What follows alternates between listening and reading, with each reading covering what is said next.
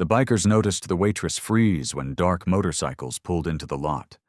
They saw the limp she tried to hide, the bruises beneath her sleeve. What they did next didn't involve fists or threats, but it gave her something she thought she'd lost forever. The bell above the diner door chimed like a warning.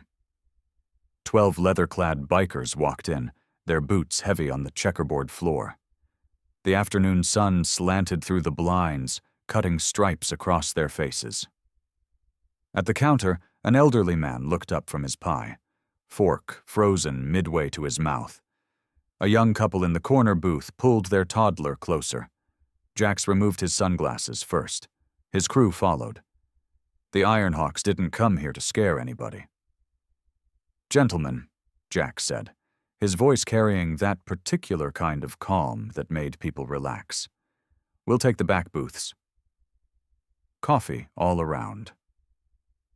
The diner was called Betty's, one of those forgotten roadside places that time had polished instead of ruined. Red vinyl seats patched with duct tape. A jukebox that only played songs from 1987. The smell of burnt coffee and maple syrup thick enough to taste. Behind the counter, a woman in her late 20s looked up. Her name tag read Lena in faded letters. Her rich brown skin glowed under the fluorescent lights, her tight curls pulled into a neat ponytail.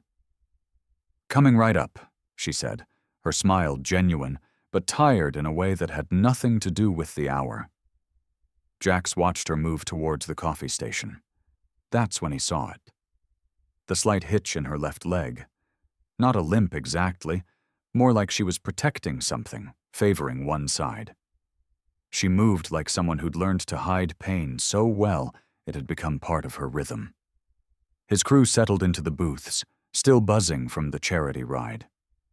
They just delivered $3,000 worth of school supplies to the reservation up north. Good day, clean consciences. The kind of tired that feels earned. "Yo, Jax, remember when that kid asked if your bike was a rocket?" Derek laughed, pulling off his bandana.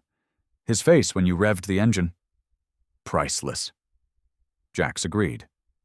But his attention had drifted. Lena was carrying a tray of mugs balanced perfectly. But that leg, she was compensating hard. When she reached their table, she set the cups down with practiced efficiency. But Jax noticed the slight tremor in her right hand. Overcompensating for the left side.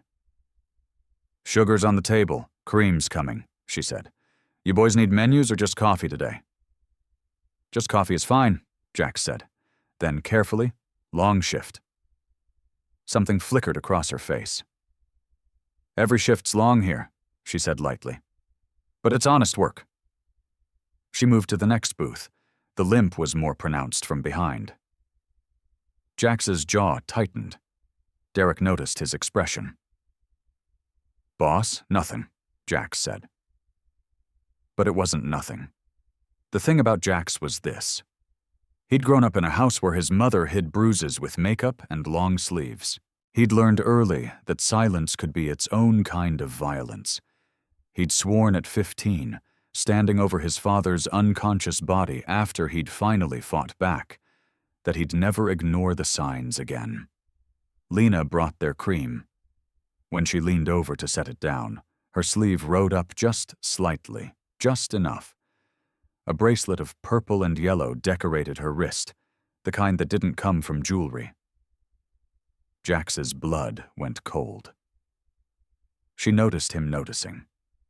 Their eyes met for half a second, hers widening with something like panic before she tugged her sleeve down and moved away quickly. Too quickly. She caught her hip on the corner of a table, and a coffee mug crashed to the floor. The diner went silent, except for the shattering. "Damn it," Lena whispered, dropping to her knees. Her hands shook as she picked up the pieces.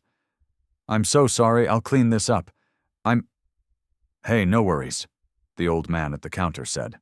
"Happens to everybody." But Jax saw what nobody else did. Tears gathering in her eyes that had nothing to do with a broken mug. And when she stood, she put weight on that left leg wrong and winced. a real sharp wince that she tried to hide by coughing. The cook came out, a heavy-set man with tired eyes. "Lena, you okay?" "Fine, Tommy. Just clumsy today." Her voice was bright. Too bright. Jax looked at his crew. They'd all gone quiet. Men who'd seen things. Men who recognized things. Derek leaned in. "Boss, that's—" "I know," Jax said quietly. They finished their coffee in near silence. The usual banter felt wrong now. Jax left 2 20s for a $6 tab, then pulled out one of his business cards, the ones with just his first name and a phone number. No logo, nothing threatening. He waited until Lena came back to clear their table. "Ma'am," he said, standing. The rest of his crew stood too out of habit and respect.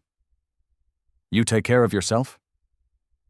She looked at him, really looked, and for a moment something passed between them, an understanding, a question, maybe a plea. "You too," she said softly. Jax placed the card under the 20s, face down. Then he and his crew walked out, the bell chiming again as they left. Outside, the late afternoon sun painted everything gold.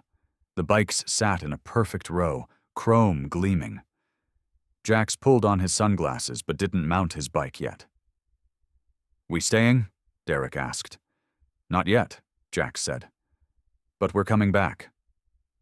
He looked back through the window.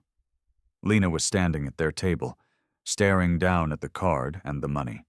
She picked up the card slowly, read it, then pressed it against her chest like a secret.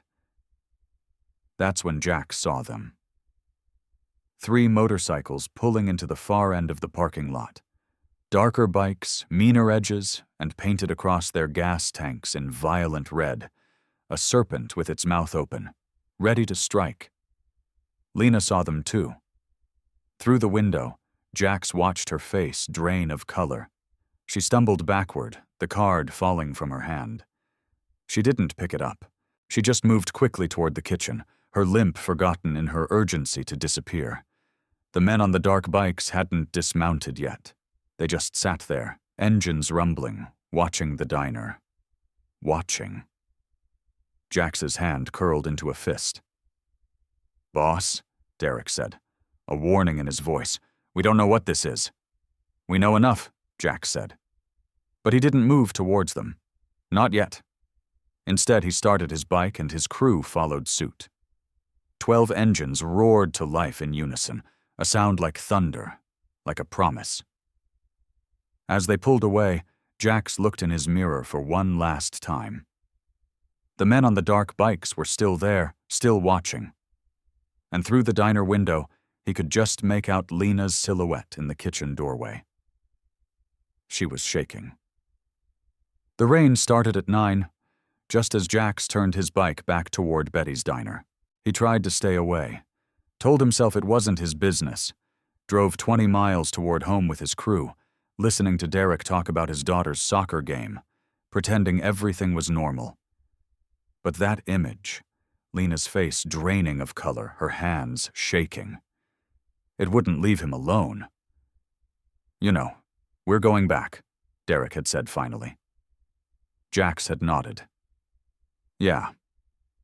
Now, 4 of them rode through the rain. Jax, Derek, and 2 others, Rocco and Big Mike. The rest of the crew had families waiting. But these 4, they understood the kind of debt you owed to strangers who needed help. The diner's neon sign flickered against the wet darkness. Betty's Diner. Half the letters dead. The parking lot was nearly empty, except for 3 motorcycles lined up near the entrance like sentries. Dark bikes, red serpent logos. They were still here. "Park across the street," Jax said quietly into his headset. "Lights off." They pulled into the closed gas station opposite the diner, far enough to watch, but close enough to move fast if needed. Through the rain-streaked windows, they could see inside the diner clearly. Lena was wiping down the counter, moving slower now, the limp more pronounced. She looked exhausted, but every few seconds she glanced toward the corner booth where 3 men sat, Leather jackets dark with rain, their patches visible even from across the street. Grave serpents. "That's Vince," Rocco said, pointing to the man in the middle. "I'd recognize that bastard anywhere." Jax looked at him sharply. "You know him? Know of him? Runs a chop shop operation out of the industrial zone. Mean son of a...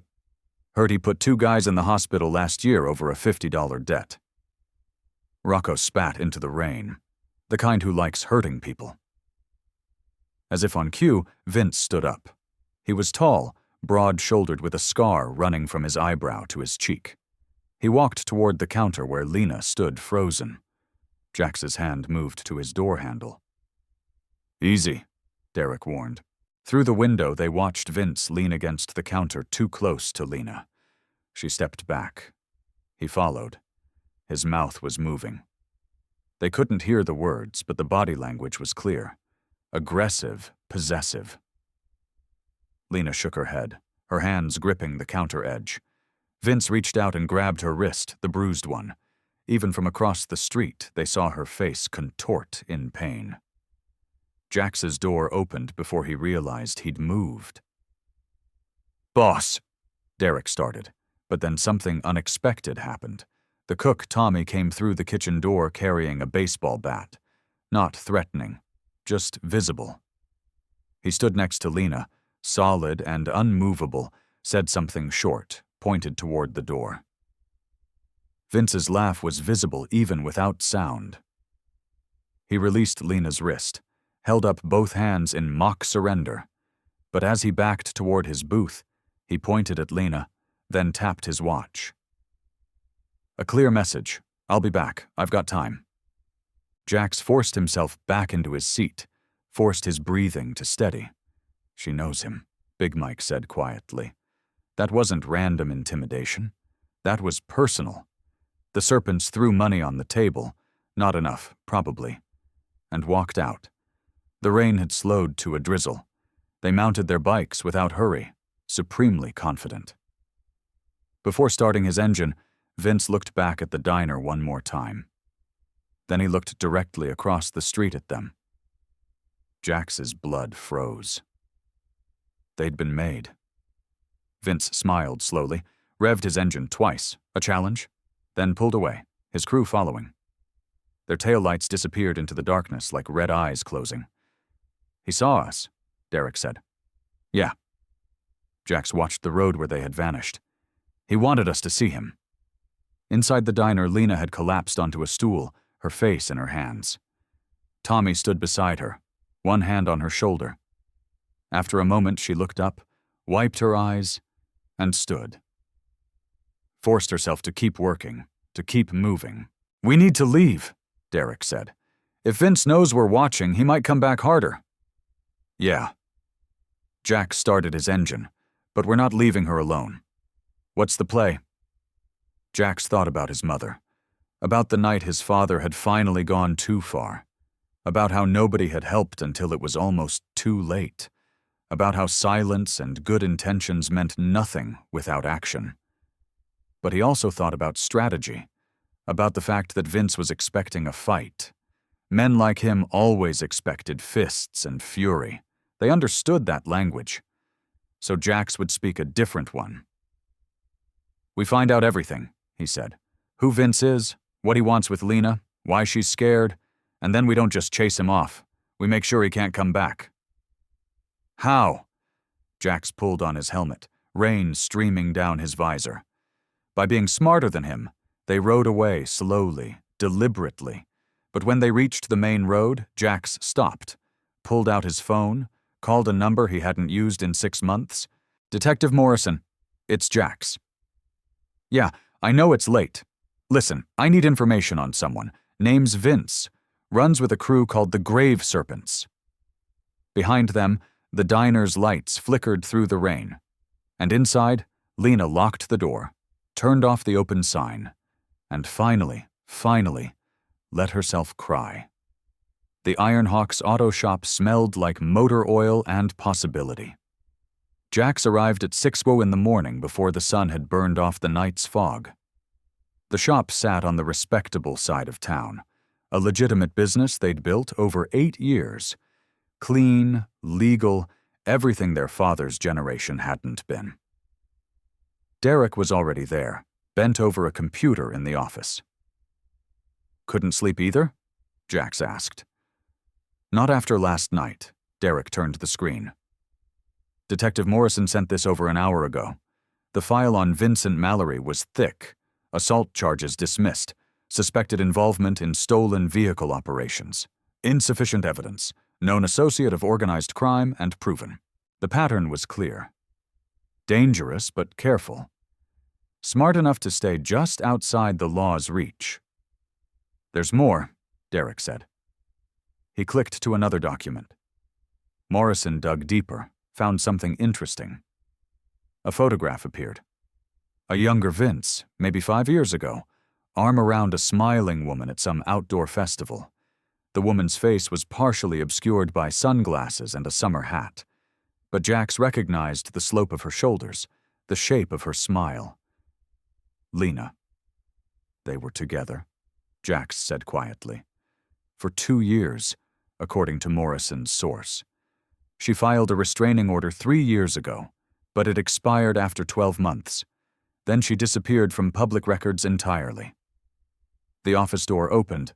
Rocco walked in carrying coffee and a grease-stained folder. "Got what you asked for," he said, dropping the folder on the desk. "Called my cousin in county records. Did some creative searching?" He grinned. "Lena Washington doesn't exist before 3 years ago, but Lena Brooks, she shows up everywhere before that. Same birthday, same social security number pattern." Jax opened the folder. DMV records, employment history, a blurry newspaper photo from a community fundraiser, all under the name Lena Brooks. "She changed her name," Derek said. "Used her mother's maiden name. Started over." "Smart girl," Rocco added. "Moved 60 miles away. Took a job at a nothing diner where nobody asked questions. Thought she was safe." Jax's jaw tightened. "How'd Vince find her? That's where it gets interesting." Rocco pulled out another sheet. "Remember the diner Lena used to work at before she ran? Little place called Sammy's near the industrial zone." "I know Sammy's," Derek said. "That's right next door to Vince's main operation, a garage called Serpent Motors." Rocco tapped the paper. Lena worked the morning shift, which means she saw everything coming and going, every shipment, every suspicious transaction. She was a witness to whatever they were running. The pieces clicked together in Jax's mind like an engine falling into place. "She wasn't just his girlfriend," he said slowly. "She was a liability." "Exactly. Morrison's source says the feds have been watching Serpent Motors for 18 months. Suspicion of running stolen auto parts through what looks like a legitimate repair shop. They strip bikes and cars, move parts across state lines, sell them to unsuspecting shops. Big money, minimal risk if nobody talks. And Lena could talk," Jax finished. Big Mike arrived then, his massive frame filling the doorway. Despite his nickname, he stood 6'5" and 300 lbs of solid muscle, but his voice was soft. "Just drove past Serpent Motors," he said. "Place is busy this morning. Lots of bikes coming and going. But here's what's weird. I recognized 2 of those bikes. They were reported stolen in 3 different counties last month." Jax stood pacing the small office. His crew watched him think. They'd learned years ago to let him work through problems his way. "Vince found Lena," Jax said finally. "Probably through sheer bad luck. Someone recognized her, or she wasn't careful enough. Now he's back in her life, and he's sending a message. Keep quiet or else." "So we go in there and teach him what or else really means," Rocco said, cracking his knuckles. "No." They all looked at Jax in surprise. "Boss, we can't just let this—" Derek started. "We're not letting anything slide," Jax interrupted. His voice was calm, but there was steel underneath. "But think about it. Vince expects us to come at him with fists. It's what guys like him understand. We roll up to his shop, throw some punches, maybe win, maybe lose, and then what? He comes back harder, brings more guys. It escalates. People get hurt. Maybe Lena gets hurt in the crossfire. He turned to face them fully. We're not doing this his way. We're doing it smart. He pointed at the papers scattered across the desk. Morrison says the feds need evidence. We'll get them evidence. We'll expose every illegal operation Vince runs. We'll tear down his empire piece by piece until there's nothing left for him to come back to. And Lena stays safe because Vince is too busy dealing with the cops to think about her. Derek said, understanding dawning. Exactly. Jax picked up the folder. We protect her by making him irrelevant. Rocco whistled low. That's cold, boss. I like it. It's strategic, Jax corrected. And it works. He looked at each of them. We do surveillance. We document everything. We build a case the feds can't ignore. And we make sure Lena's name never comes up in any of it. How long will that take? Big Mike asked. Jax smiled grimly. However long it takes. We've got time. Vince doesn't know that yet, but he will. Lena's apartment was on the 3rd floor of a building that had seen better decades. Peeling paint, a broken buzzer system, the kind of place where nobody asked questions, and the rent was always cash. Safe, she'd thought when she moved in 3 years ago, anonymous. She'd been wrong. 2 days had passed since the night in the diner. 2 days of looking over her shoulder. 2 days of Vince's words echoing in her head. I found you once. I'll always find you. She'd called in sick to work, something she never did. Tommy had understood without asking. Take all the time you need, he'd said gently. He was a good man, one of the few. Now, Lena sat on her worn couch, staring at her phone. The business card sat on the coffee table. Just a name and a number, Jax 555-147. She'd picked it up 100 times. Put it down 100 times? What would she even say? Help me. I'm scared. She'd tried the police before. They'd been sympathetic, filed reports, issued a restraining order that had meant nothing the moment Vince decided it meant nothing. A knock at the door made her jump. Lena's heart hammered. She moved silently to the peephole, her bad leg throbbing. It was worse when she was stressed, the old injury flaring up like a reminder of the night she'd finally left Vince. The hallway was empty. She waited a full minute before unlocking the door and opening it carefully. Nothing, just the usual stained carpet and flickering fluorescent light. Then she looked down. A cardboard box sat at her doorstep, plain brown, no markings. A white envelope rested on top. Lena glanced down the hallway, still empty. She grabbed the box quickly and retreated inside, locking the door behind her. Her hands shook as she opened the envelope. The note inside was written in neat, blocky handwriting. You're safe now. J4 words. Simple. Impossible. Lena opened the box with trembling fingers. Inside, wrapped in tissue paper, was a pair of shoes. Not just any shoes, orthopedic walking shoes, the expensive kind with proper arch support and cushioned soles. Black, professional, her exact size. A small tag was attached, for the long shifts. Something cracked open in Lena's chest. She sat on the floor holding the shoes and cried, not from fear this time, from something else. Something she'd almost forgotten existed. Kindness given without asking anything in return. She cried until she had no tears left. Then she put the shoes on. They fit perfectly. When she stood and took a few steps, her leg didn't protest. The support was exactly where she needed it. How did he know? Lena walked to the window, wiping her eyes. Her apartment overlooked the street, a quiet road with a laundromat, a closed pawn shop, and a small parking lot. She pulled back the curtain slightly. 3 motorcycles were parked across the street, chrome gleaming even in the overcast afternoon light. 2 men bent over one of the bikes, seemingly adjusting something. Tools spread out, casual, natural. Except Lena recognized the leather jackets. The way one man, Derek, she thought, kept glancing up at her building. The way another kept his hand near his pocket, ready. They were watching, protecting. Her first instinct was panic. They're strangers. You don't know them. But even as the thought formed, she realized she did know something important. They'd seen her at her lowest and hadn't demanded anything. Hadn't judged, just left a card and walked away. And now they were here keeping watch while asking nothing in return. Lena let the curtain fall back into place. She should feel violated. Watched. Instead, for the first time in 2 days, her shoulders relaxed. Her breathing steadied. She walked to her couch and picked up Jax's card again. This time she saved the number in her phone.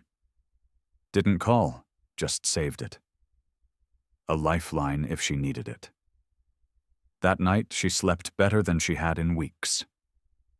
The next morning, Lena woke to the sound of rain against her window. She made coffee, cheap instant, but it was hot, and moved to her usual spot by the window. The motorcycles were still there, different men this time. One huge man who somehow looked gentle. Big Mike, she'd learned later, and another with a scarred face who kept checking his phone. She watched them for 20 minutes. They never looked directly at her window, but she knew they knew she was there. It was a dance, an understanding. Lena made a decision. She got dressed, putting on her new shoes and grabbed her jacket, walked downstairs and out the front door. The rain had stopped, leaving everything smelling clean and new. The men across the street stiffened slightly as she emerged, but didn't move. Lena walked to the corner store just a block away, bought milk and bread. Normal things. The men stayed where they were, but she felt their attention tracking her. Protective, not predatory. She was learning the difference. On her way back, she paused at the crosswalk. Then, without looking directly at them, she raised one hand in a small wave. Barely noticeable, just an acknowledgement. After a moment, the huge man, Big Mike, nodded once. Lena walked back to her building, her limp barely noticeable in the new shoes. As she climbed the stairs to her apartment, she realized she was smiling. Actually smiling inside. She picked up her phone and typed a message to the number she'd saved. Thank you for the shoes and for everything else. She hit send before she could change her mind. The response came 3 minutes later. You're welcome. We're not going anywhere. Lena read it twice, then set her phone down. She walked to the window and opened the curtains fully this time. Let the light in. Let herself be seen. Across the street, one of the men gave her a subtle thumbs up. She laughed, actually laughed, for the first time in what felt like forever.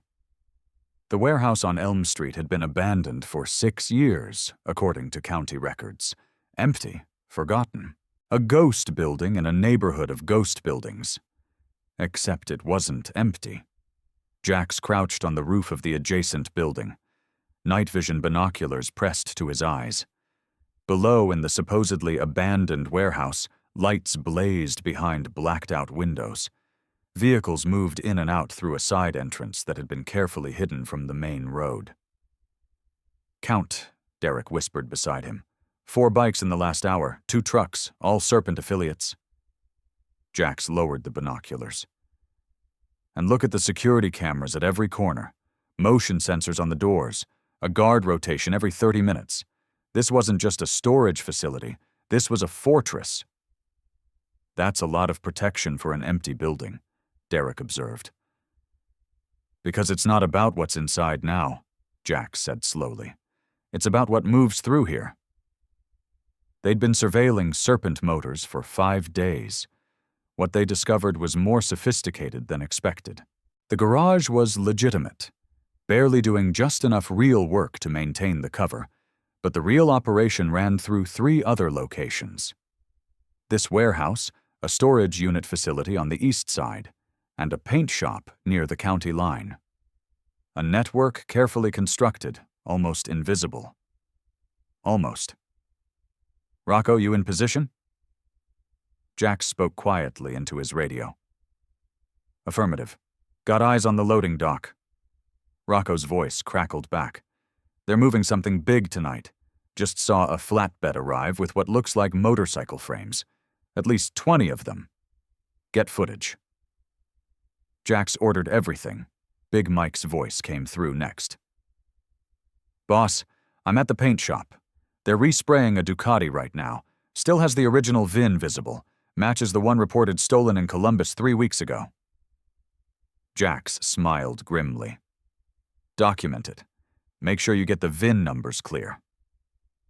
This was the pattern they'd uncovered. Vince's crew stole high-end motorcycles and cars across multiple states, brought them to the warehouse for disassembly, moved the parts to the storage units, resprayed valuable frames at the paint shop with new colors and fake documentation, then sold everything through seemingly legitimate channels, including their own repair shop. Brilliant, profitable, completely illegal, and they were about to tear it all down.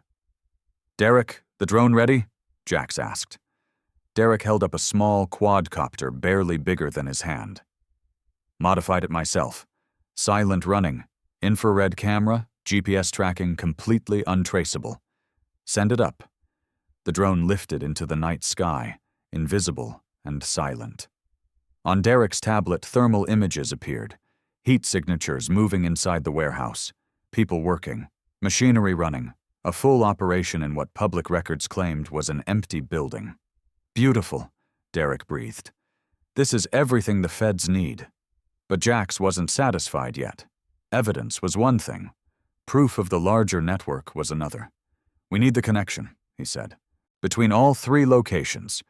We need to show this isn't just one bad warehouse, it's an organized operation." As if on cue, Rocco's voice crackled. "Boss, got something. 2 men just loaded a truck with parts. I ran the plates. Truck's registered to a shell company. Same company that owns the storage units." Big Mike checked out last week. "And the paint shop," Big Mike added. "Just checked. Same LLC owns all 3 properties." There it was, the thread that connected everything. "Who owns the LLC?" Jax asked. Derek was already typing on his tablet. "Searching now. Got it. Serpent Automotive Holdings. And the registered agent is..." He paused. "Vincent Mallory." Jax felt the satisfaction of pieces falling into perfect alignment. "Send everything to Detective Morrison. Every photo, every video, every document, and make copies for the news stations, all 3 major networks." "Boss, are you sure?" Derek looked uncertain. The news could complicate things, make Vince suspicious. "That's the point," Jax said. "We're not just taking him down, we're making sure everyone knows what he did. No shadows to hide in this time." Over the next hour, they executed the plan with precision. Anonymous email accounts, untraceable uploads, carefully worded tips that provided just enough information without revealing their source. To Detective Morrison, check Elm Street warehouse, active chop shop, thermal imaging attached. To Channel 7 News, major theft ring operating in industrial zone, evidence attached. More coming. To the FBI's cybercrime unit, interstate vehicle theft operation, documentation of sales across state lines, VIN numbers included. Every message sent from different locations, different devices, nothing traced back to them. Nothing that mentioned Lena. Jax had learned something important in his years running the Ironhawks. There was more than one way to win a fight. Sometimes the smartest move wasn't throwing the first punch. It was making sure your opponent couldn't throw any punches at all. "It's done," Derek said finally, closing his laptop. "Everything's sent." "How long until Morrison moves?" Big Mike asked over the radio. "Based on what we gave him, 72 hours maximum. He'll need to verify, get warrants, coordinate with other agencies." Jax checked his watch.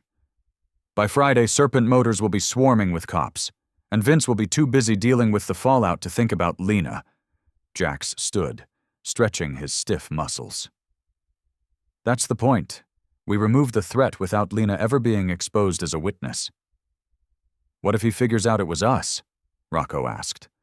Jax smiled coldly. We didn't do anything. We just observed and shared what we observed with the appropriate authorities.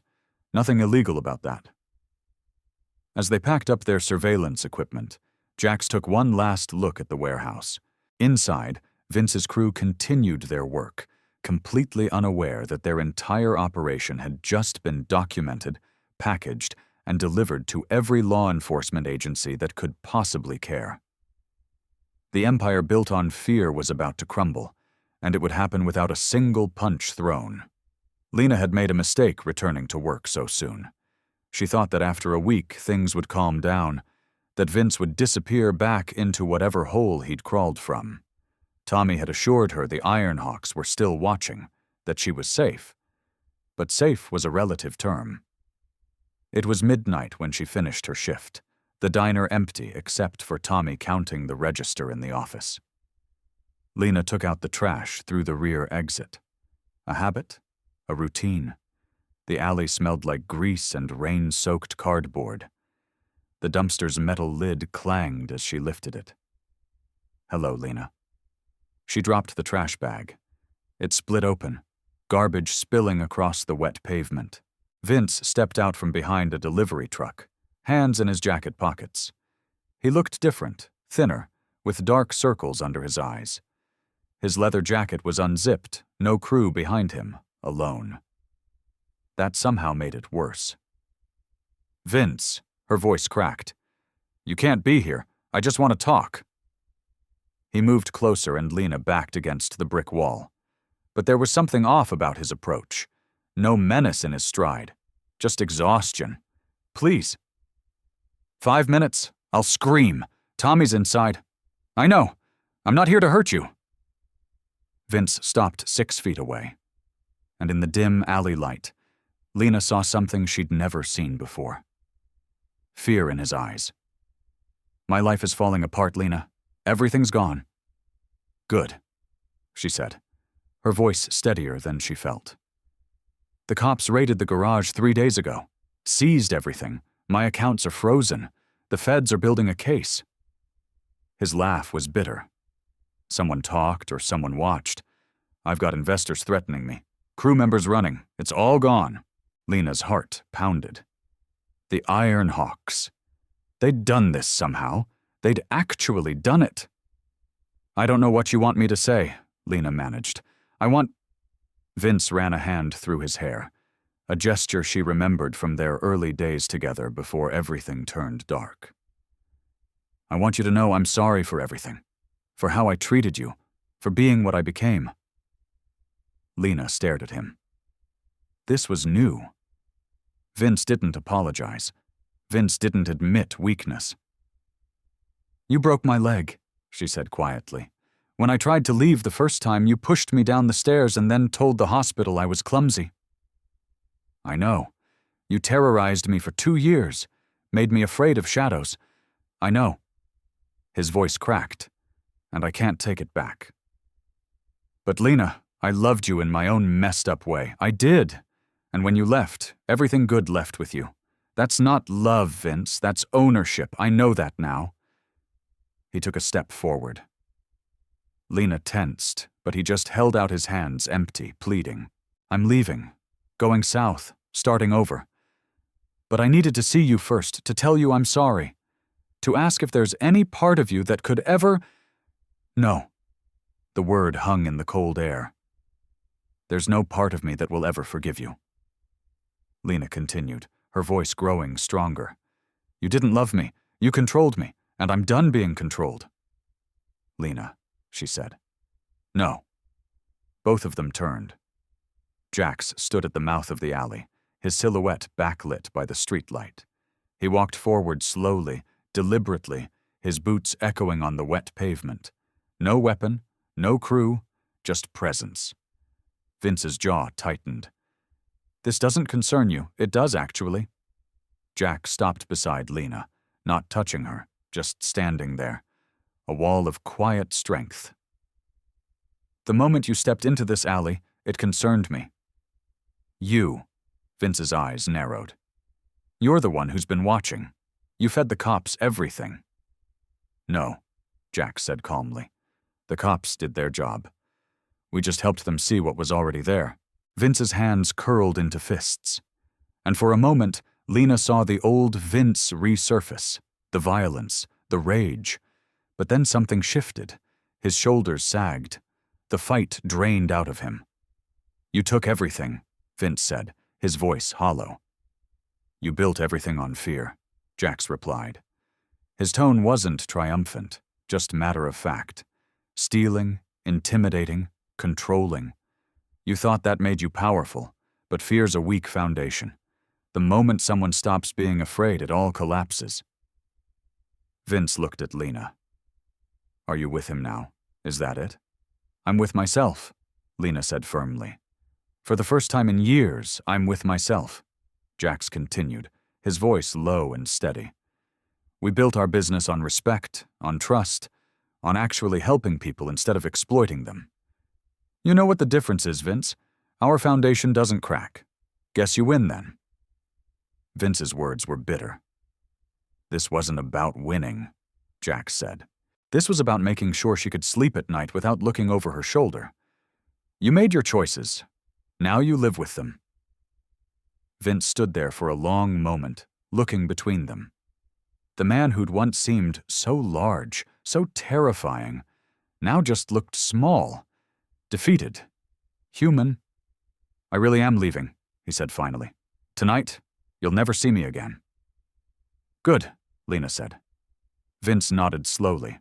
He looked at Lena one last time, not with anger, but with something like regret, then turned and walked away.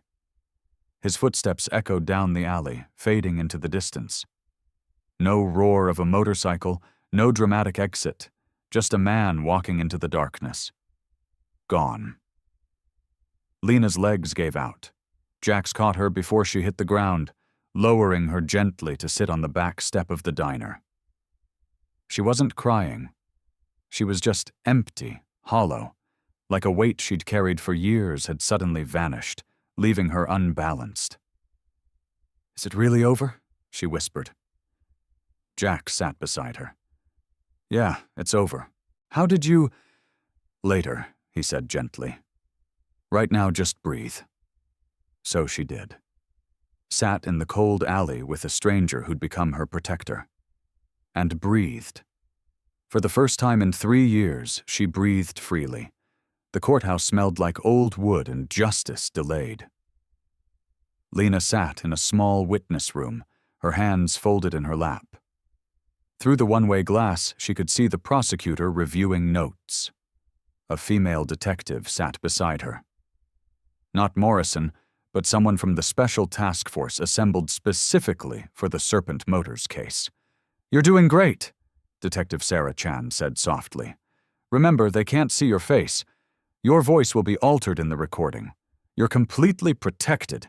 Lena nodded, but her throat felt tight. It had been 1 week since Vince left. 1 week of newspaper headlines and news broadcasts showing raids on the warehouse, the paint shop, the storage facilities. The evidence the Ironhawks had gathered, though no one knew it was them, had triggered a federal investigation. Now, Lena was the final piece, the witness who could connect Vince to everything. They're ready, Chan said. Lena walked into the deposition room. A camera was positioned to film her silhouette, her face deliberately kept in shadow. The court reporter waited, hands poised over the keyboard. Please state your name for the record, the prosecutor began. Lena Brooks, her legal name, the name she'd tried to bury. But I went by Lena Washington for the past 3 years.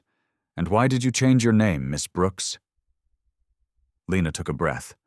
Then she told them everything about working at Sammy's diner, about dating Vince, not knowing what he really did, about the morning she saw stolen motorcycles being unloaded at Serpent Motors, about Vince's threats when she tried to leave, the accident that broke her leg, The restraining order that meant nothing about running, hiding, starting over. She spoke for 2 hours, every question answered, every detail documented. When it was over, Chan walked her out through a side entrance where Jax waited in his truck. "How'd it go?" he asked as Lena climbed in. "I don't know if I helped," she said quietly. "You did," Jax started the engine. "Trust me." 3 days later, the arrests began. Lena watched the news from Tommy's apartment. He'd insisted she stay with him and his wife until things settled, an offer she'd gratefully accepted.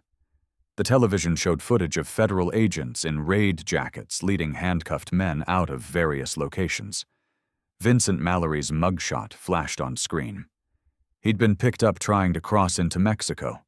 The multi-state vehicle theft ring, which authorities estimate was responsible for stealing over $15 million in vehicles and parts, has been dismantled, the news anchor reported.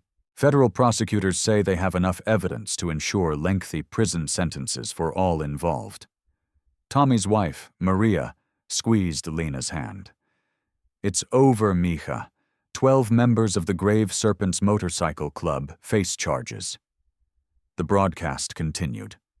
However, several associates have turned state's evidence in exchange for reduced sentences, including providing information about other criminal enterprises. The next segment surprised Lena. A reporter stood outside the Iron Hawks auto shop. In a surprising turn of events, the Iron Hawks MC, a local motorcycle club with a complicated past, has been awarded city contracts to provide automotive repair services for municipal vehicles. Shop owner Derek Hayes says the club has worked hard to legitimize their business. Derek appeared on screen looking professional despite his leather vest. "We've been clean for 8 years. We hire people who want second chances. We believe in redemption through honest work. The Hawks have also announced plans to expand, creating 30 new jobs in the community," the reporter continued. "And they're hiring from an unlikely pool, former Serpent associates looking to leave gang life behind." Lena's phone buzzed. A text from Jax. "Turn to Channel 4. She changed the channel. Another news segment. This one focused on community impact. 3 former Serpent mechanics who were unaware of the illegal operations have found employment at the Iron Hawks shop. A different reporter explained, "It's a story of rehabilitation over revenge." The camera showed a young man Lena vaguely recognized. He'd been at the warehouse but always looked uncomfortable. He spoke nervously. "I just needed work. I didn't know what Vince was really doing. When it all came out, I thought my life was over. But the Hawks gave me a chance. Clean work, legal work." Jax appeared on screen briefly, declining an interview with a polite wave.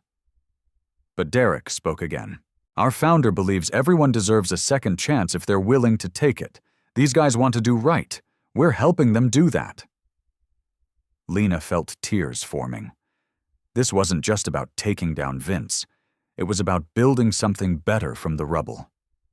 2 weeks after the arrests, Lena received a phone call from Detective Chan. The grand jury returned indictments on all counts. Chan said, "Vince is looking at 15 to 20 years minimum. His associates are taking plea deals. It's over, Lena. Really over. What about me? Do I have to testify in court?" "No, your deposition was enough. You can move on. Move on." 2 words that had seemed impossible a month ago. That evening, Lena met Jax at a coffee shop, neutral ground, away from the diner, away from his shop. Just 2 people sitting across from each other. "I don't know how to thank you," she said. "You don't have to. You gave me my life back." Jax shook his head. "We just gave you space to reclaim it yourself. You're the one who had to be brave enough to testify. You're the one who survived." Lena smiled, a real smile that reached her eyes. "What happens now? Whatever you want. You're free, Lena. Actually free." She thought about that. Freedom, not running, not hiding, just living. "I think I'd like to stay," she said. "At the diner in town, maybe get to know the people who helped me." Jax's eyes crinkled with a smile. "We'd like that." Outside, the sun was setting, painting the sky in shades of orange and gold. A new day ending. A new life beginning. The sign went up on a Tuesday morning. Lena stood in the parking lot, hands on her hips, watching two workers secure the new neon letters to the front of the building. The old Betty's Diner sign, half the letters dead, the apostrophe missing, had been taken down the week before. The new sign glowed warm and golden even in daylight. The Silver Wing. "You sure about this?" Tommy asked, walking up beside her. He'd officially made her co-owner last week. Said she'd earned it by keeping the place running when he'd been thinking about giving up. "I'm sure," Lena said. New name, new beginning. The past 2 weeks had been a whirlwind. The insurance money from the fire damage they'd fixed years ago had finally come through after an audit triggered by the federal investigation. Turns out Vince's cousin had been the adjuster who'd delayed payment. With that money and a small business loan, they'd renovated new booths with intact vinyl, refinished floors, a working jukebox with songs from every decade, fresh paint on the walls, a warm cream color that made everything feel lighter. The kitchen had new equipment. The coffee was actually good now, but more than that, the place felt different, safer, like the ghosts had been exorcised. The bell over the door chimed. New bell, clearer sound. And the first customers of the evening began arriving. Regulars who'd stuck with them through everything. New faces drawn by the story in the local paper. Local diner rises from ashes of organized crime. Lena had hated that headline, but Tommy had framed it anyway, hung it in the back office as a reminder. By 5:00, the dinner rush was in full swing. Lena moved between tables with practiced ease, her limp barely noticeable now. The orthopedic shoes helped, but more than that, she wasn't carrying the weight of fear anymore. Her body had remembered how to move freely. She was refilling coffee for a family of 4 when she heard them, the distinctive rumble of motorcycle engines. Through the window, she watched 12 bikes pull into the parking lot in perfect formation. The Iron Hawks, chrome gleaming in the golden hour light. They dismounted in unison, removed their helmets, and walked toward the entrance like they'd done this 1,000 times. Maybe they had, Lena thought. Maybe they'd been protecting people like her for years, and she'd just been lucky enough to cross their path. The bell chimed.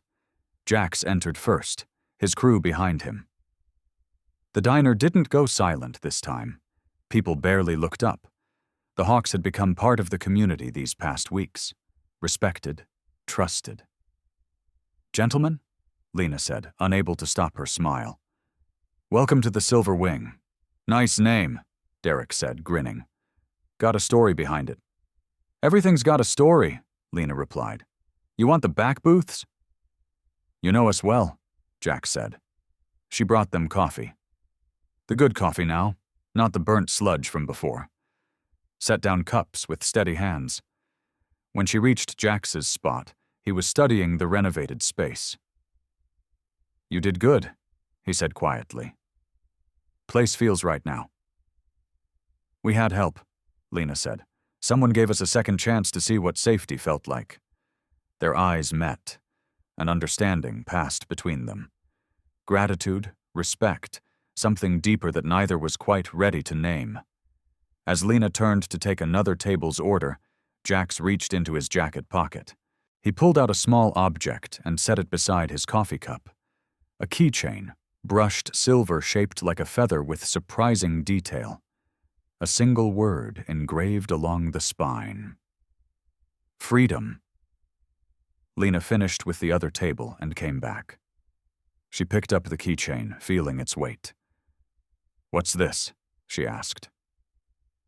"For when you're ready to ride," Jax said simply. Lena's breath caught.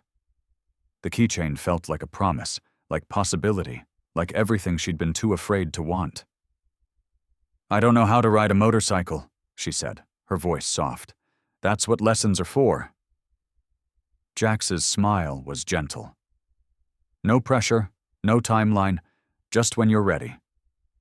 If you're ready." Lena closed her fingers around the keychain. Through the window, the sun was setting, painting everything in shades of amber and rose. The world looked different now, open, full of roads she'd never dared to travel. "Thank you," she whispered, "for everything." Jax nodded. "You did the hard part. You survived. You testified. You rebuilt. We just made sure you had the space to do it." The crew finished their coffee as the sky deepened from gold to purple. When they stood to leave, each man nodded respectfully to Lena. Derek squeezed her shoulder. Big Mike gave her a gentle smile. Rocco tipped an imaginary hat. They filed out, and the engines roared to life one by one. Lena walked to the doorway, the keychain clutched in her palm. She watched as the Iron Hawks pulled onto the highway, their taillights growing smaller against the twilight. Jax was last to leave. Before he rode off, he looked back at the diner at Lena standing in the doorway of her new life and raised one hand in farewell. Lena raised hers in return. As his engine faded into the distance, she felt something wet on her cheek. She touched it, surprised to find tears. But they weren't tears of fear or sadness. They were something else entirely. Relief, gratitude, hope. She looked down at the feather keychain in her hand, traced the engraved word with her thumb. Freedom. Maybe she would learn to ride. Maybe she'd call Jax next week and take him up on those lessons. Or maybe she'd just keep the keychain as a reminder that she could if she wanted to. The choice was hers now, and that made all the difference. Lena stood there, as the last light faded from the sky, half smile on her lips, watching the horizon where the Hawks had disappeared. Behind her, the diner glowed warm and welcoming. The Silver Wing. A place reborn. She slipped the keychain into her pocket, turned, and walked back inside. To her life. To her future. To freedom. The end.